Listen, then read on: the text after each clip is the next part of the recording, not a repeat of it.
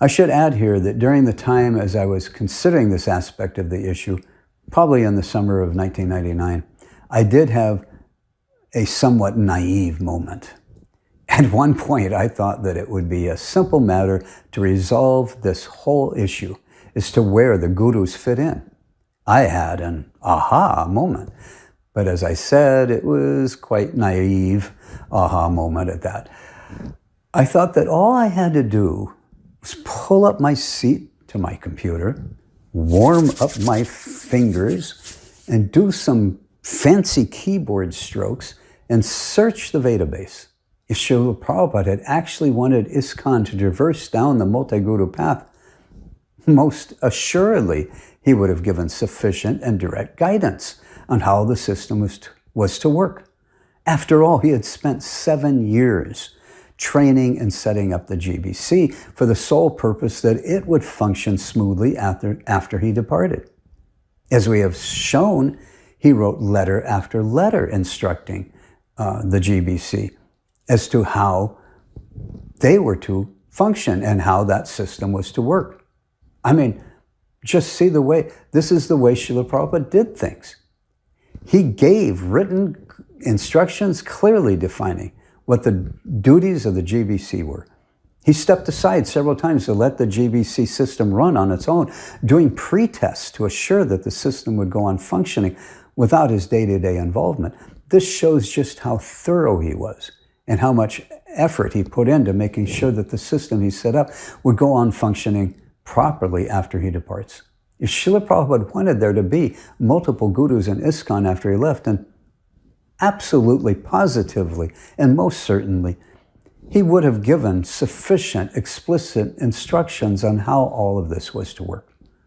Wow, I was thinking, why hadn't anyone thought of this before?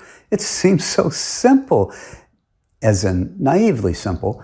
All I had to do was search the database and pull up instruction after instruction of Srila Prabhupada on how the multi-guru system was to work. I mean, really, I was just dumbfounded. Why had not anyone else thought about this before? I mean, how simply brilliant of an idea was that? Okay, I did say it was a rather naive aha moment, so I hit the keyboard with all 8 fingers dancing. And just to be fully upfront and honest, I will admit that I even used my 2 thumbs as well.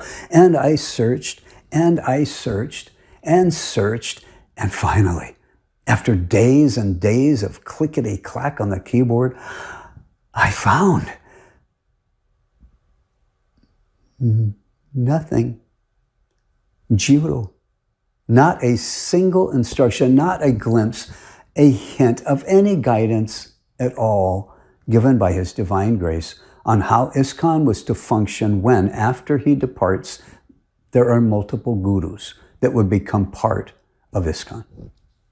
No mention at all, nothing about how the hierarchy of authority would make room for such future gurus and where these guru authorities fit into the system of management that he had just spent 7 years setting up, giving so many written instructions with all the needed guidance and making test runs to make sure it all worked smoothly without him.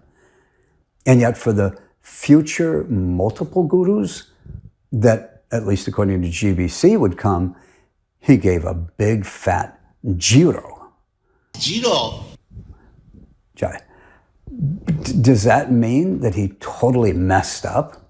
He spent 7 years giving verbal and written instructions to the GBC men, giving them all needed guidance. And yet for something as major as having multiple gurus in his mission after he departs, he just totally blanked out and didn't even think we would need any advice or guidance at all on how that was to work. For 7 years, he was fully aware of the need to instruct and guide the GBC, and yet he didn't even think at how all that would totally change after he leaves and multiple gurus are added. Not only did I find no instructions of where the gurus would fit in and how that system would work, I found absolutely zero instructions or conversations at all whatsoever where Srila Prabhupada even ever spoke of an ISKCON mission that would have multiple gurus after he departs.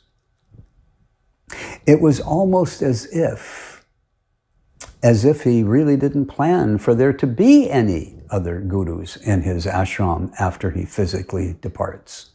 It's almost as if he had planned all along to remain the one and only initiator guru for his mission. When I did the search, I found this to be really very revealing. And again, it added another point to support the idea that Srila Prabhupada never wanted there to be multiple gurus, that he really wanted us to continue with the Ritvik representative of the Acharya system. The weights on the Ritvik side of the Ritvik Guru scale were adding up. Even though this was yet another major point that by logic deduction pointed me directly toward the Ritvik Ras path, I still didn't want to just jump on that bandwagon without being 100% totally certain. I still had not yet sat down and studied the philosophical aspects of this issue. Well, these arguments or logically deducted points were adding up, and they were what strongly influenced me to lean toward the Ritvik Ras side. I kept resisting accepting it fully because there were still so many other points and arguments to consider. And actually, this was only half of the argument, in that I had only looked at this from where the multiple gurus fit in.